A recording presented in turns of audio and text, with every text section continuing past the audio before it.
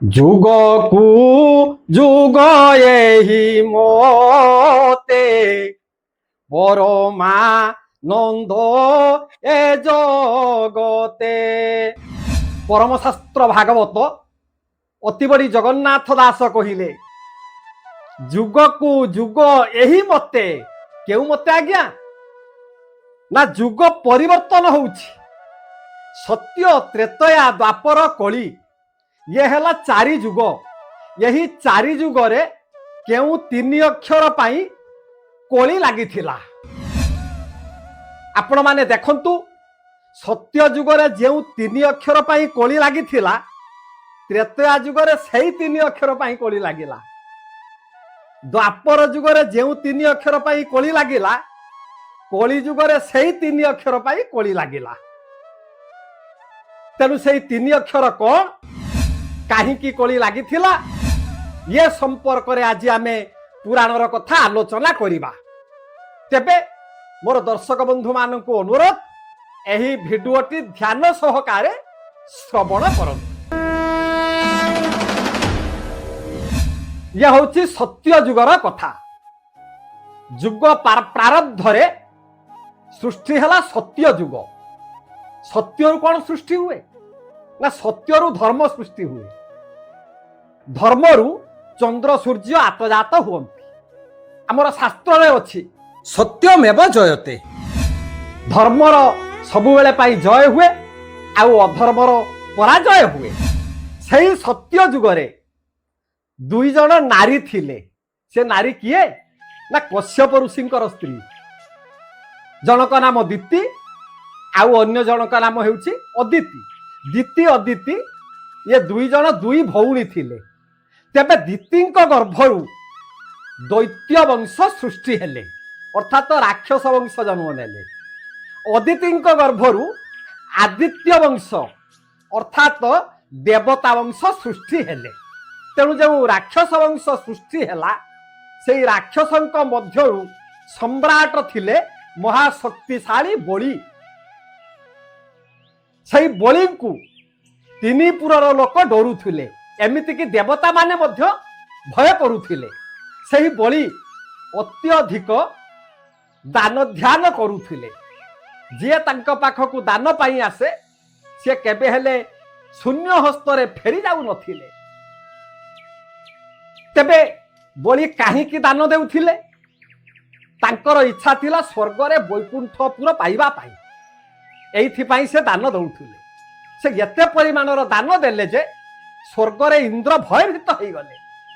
ତେଣୁ ଦେବତା ମାନଙ୍କୁ ସୁରକ୍ଷା କରିବା ପାଇଁ ସେଦିନ ଶାନ୍ତାକାରଂ ଭୁଜଗ ଶୟନଂ ପଦ୍ମନାଭ ସୁରେଶଂ ବିଶ୍ୱାଧାରଂ ଗଗନ ସଦୃଶଂ ମେଘବର୍ଣ୍ଣ ଶୋଭାଗମ୍ୟଂ ଲକ୍ଷ୍ମୀକାନ୍ତଂ କମଳ ନୟନଂ ଯୋଗୀର୍ଭି ଧ୍ୟାନ ଗମ୍ୟಂ ବନ୍ଦେ ବିଷ୍ଣୁ ଭବଭୟହର ସର୍ବଲୋକୈକନାଥಂ।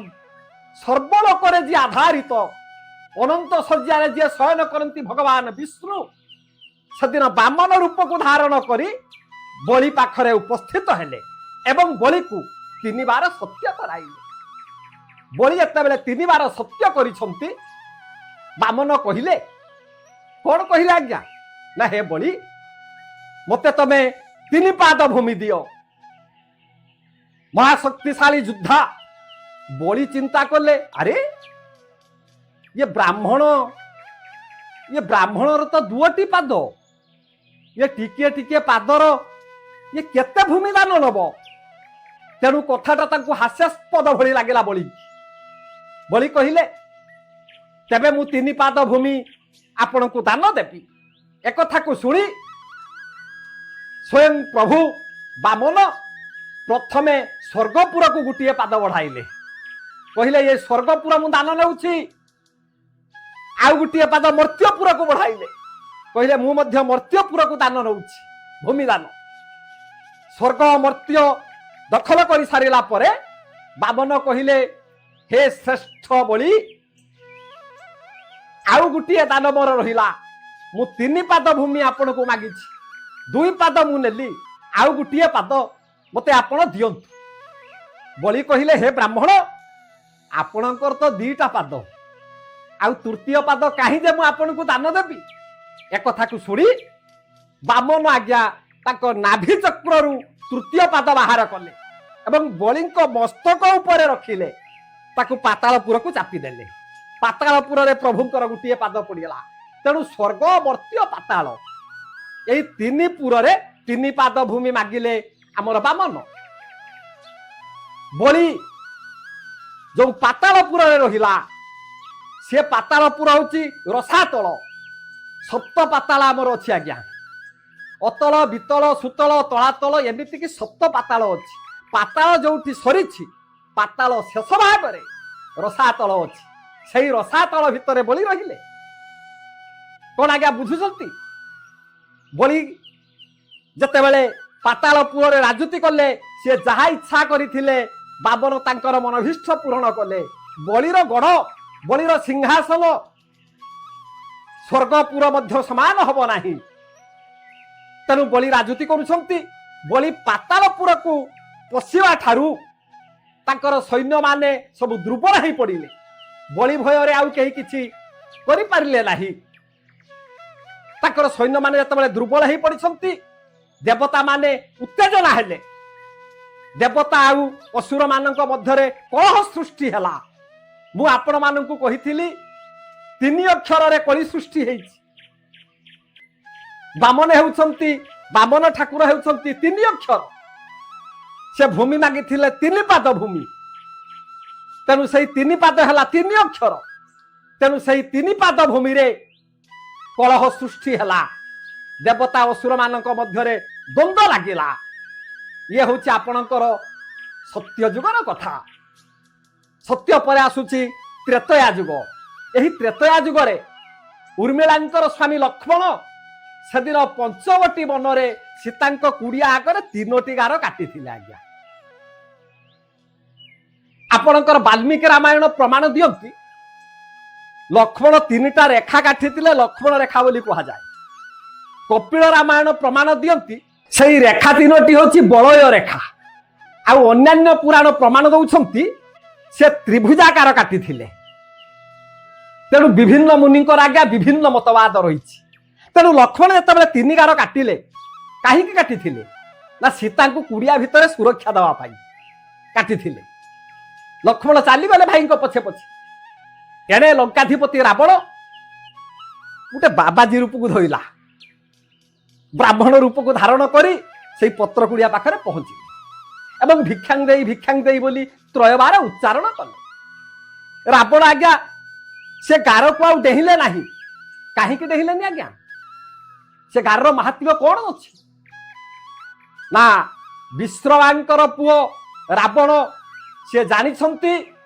लक्ष्मण स्वर मुनरे और किछि पावर अच्छी स्पिरिट अच्छी से प्रथमे अग्निरेखा काटी तापरे वायु रेखा काटी तापरे से वरुण रेखा काटी जलर अधिष्ठाता देवता हेले वरुण तेणु से तीनटा रेखा काटी तेबे कहीं से प्रथम गारटा को रावण डेही नथिले से कथा मु आपण मानकु कहूची जने भाई मोर कमेंट्स रे मते कहिथिले देवता माने तो रावण को भय करुथिले डरुथिले तेबे सही अग्निरेखा को कहीं रावण डेहिलानी रावण कौन अग्नि देवता को भय करुथिले कि ना आज्ञा अग्नि किए ना अग्नि हेउचंती ब्राह्मणानां गुरु ब्राह्मण मानकर गुरु हेले अग्नि बुझिले कि आज्ञा ब्राह्मण मानकर गुरु अग्नि केमिति हेले ना ब्राह्मण माने जते बेले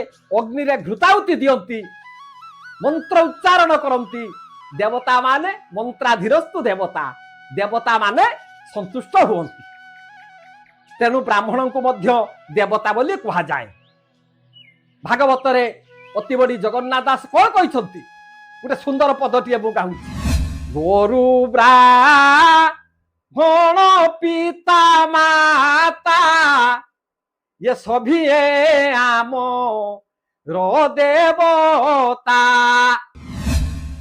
पिता माता ब्राह्मण होउछंती आमर देवतुल्य तेणु रावण जानती ये होउछि अग्निरेखा ये रेखा को डेहिबा मो पक्ष अनुचित कहीं ना जाति रे ब्राह्मण थिले रावण जे कि ब्रह्मांकर नाती तांकर गुरुंकर द्वाही देइथिबा गार को रावण केमिति डेहिबे तेणु से डेहिले नाही तेबे से गार को डेहिला किए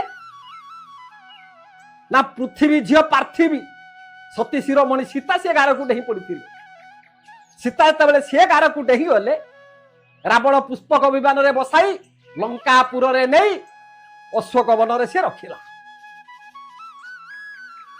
एक कथा को मर्यादा पुरुष राम शुणिले रावण विरुद्ध रे से युद्ध घोषणा कले राम रावण भितर लागिला कली जदि सीता से गार को डेही न थांते ताहेले राम आउ रावणर युद्ध हेई न थांता तेबे त्रेतया जुगरे का पाई राम रावणर कली हला ना लक्ष्मण को जुगु त्रेतया जुगर ठाकुर हेले लक्ष्मण हेले तीन अक्षर से जो तीनटा गार काटी थिले लक्ष्मण रेखा काटी थिले सी हूँ आज्ञा तीन अक्षर मु आपण मानकु कहिथिली तीन अक्षर पाई कली सृष्टि हेछि तेणु यही तीन अक्षर पाई राम आउ रावण मध्यरे युद्ध लागिथिला बुझिले कि आज्ञा या परे सत्य त्रेतया परे द्वापर जुग आसिला द्वापर जुगरे थिले खलनायक से तीनटा पोषा काठी साहाय्य कौरव आउ पांडवों भितर खेल कराइले शकुनिंकर लक्ष्य कौरव वंश मारिबा पाई तेणु सेदिन कुरु आउ पांडव माने जेतेबेले पोषा खेल खेलिले तीनटा काठी रे पांडव माने पराजित हेले एमिति परिस्थिति हला हस्तिना राज्य रे रहिबा तांकर मध्य स्थान मिलिला ना भाई मानक भितर भाळटी पड़ी गला भगवान कृष्ण पहुंची कहिले हे पांडवगण मु जाउछि दुर्योधन को कहिबी तम पांच भाई पई पांच खट पड़ा देबे या कही भगवान श्रीकृष्ण शांति दूत होई गुरुपति महामानी दुर्योधन पाखरे उपस्थित हेले एवं पांच खंड पांच भाई रहिबा पई पड़ा मागिले से पांच खंड पड़ा कौन ना इंद्रप्रस्थ जमप्रस्थ जयंतीना मानप्रस्थ एमिति पांच खंड पड़ा सी मागिले दुर्योधन कौन कही आज्ञा दुर्योधन कहले हे केशव बिना युद्ध रे पांडव मानक मु सुचक्र मेदिनी देवी नाही जदि पांडव मानक देहरे शक्ति अछि मो सहित युद्ध करी से भूमि दखल करंतु मु बंची थिबा पर्यंत छुंची अगरे जतिकी जागा सेतिकी जागा मध्य पांडव मानक मु देवी नाही एई कथा कुरुपति महामानी दुर्योधन भगवान श्रीकृष्ण को कही तेणु पांडव माने उतक कही कौरव पांडवों मध्य लगी कली क्या ना आगे शकुनी शकुनी से तीन खंड पोषा काठी खेलटा को लगे तेणु द्वापर जुगरे तीन अक्षर हेले शकुनी आ तीनटा पोषा काठी सी है तीन अक्षर तेणु यही तीन अक्षर पाई कौरव आउ पांडवों मध्य कलह सृष्टि होता सत्य गला त्रेतया गला द्वापर गला आसिला कलिजुग यही कलिजुग रे गुटिए पाद धर्म अच्छी तीन पाद होची अधर्म तेणु यही अधर्म बल रे केही काहारी की मानु नाहांती स्वामी स्त्री दियर भाउज काहारी सहित काहारी सामंजस्य रहू नाही चोर मधुआंकर प्रतिपत्ति बढ़ी बढ़ी की चली दिन को दिन धर्म ह्रास पाउछि अधर्म बढ़ी जाउछि मालिकार प्रमाण अच्छी कलिजुगर प्रमायु होउछि 4,32,000 वर्ष तेणु कहीं कली आज वृद्ध अवस्था परिणत हेले ना अधर्मटा बढ़ीगला धर्मटा ह्रास पाईगला गीतार अच्छी परा कौन अच्छी ना प्रथम श्लोक देखु धर्मक्षेत्रे कुरुक्षेत्रे समवेता जुजुत्सव मामका पांडवांश्चैव किम कुर्वत संजय प्रथमे धर्म शब्दटा प्रयोग करा जायछि मझिरे भी गीतार धर्म शब्दटा अछि जदा जदा हि धर्मस्य ग्लानिर्भवति भारतम अभ्युत्थानम धर्मस्य तदात्मान सृजव्यहम् तेणु जुगे जुगे 4 जुग पाई धर्म रही सत्य थिला चारि पाद धर्म, त्रेतयारे हेला 3 पाद धर्म, द्वापर हेला 2 पाद धर्म, कली जुग होची गुटिए पाद धर्म। तेणु ये गुटिए पाद धर्म रही सत्वे ये कली जुग आउ चलिला नहीं, अधर्म व्यापी गला, कहीं कहार के मानिले नहीं, हिंसा आचरण कले, परस्पर परस्पर प्रति अहिंसा व्रत अवलंबन कले, ससुर बहु भाई भौणी कहारी सहित कहारी संपर्क रहिला नहीं। तेणु एइथिपाई ये कलिजुग दिन को दिन घास पाइलानी। आज कलह कलिजुग सृष्टि होगाकू जाउछि आज्ञा कौन पाई से 3टी अक्षर कौन ना अधर्म। एई अधर्म 3टी अक्षर पाई कलिजुग आउ किछि दिन पर शेष हो जिवो। तबे ये कलिजुगर देवता किए ना स्वयं भगवान जगन्नाथ कल्की अवतार को धारण करी नेछ संहार करिवे। कल्की हला 3 अक्षर ठाकुर, अधर्म हला 3 अक्षर। मु आपण मानकू कहिथिली सत्य त्रेतया द्वापर आउ कली एई 3 अक्षर पाई 4 जुगरे कली लागि अछि। तेबे दर्शक बंधु आपण माने आज एई भिडियोटी श्रवण कले, मु आशा करे परवर्ती अध्याय रे आपणक सहित साक्षात हेबो। मु रहिली। जय जगन्नाथ।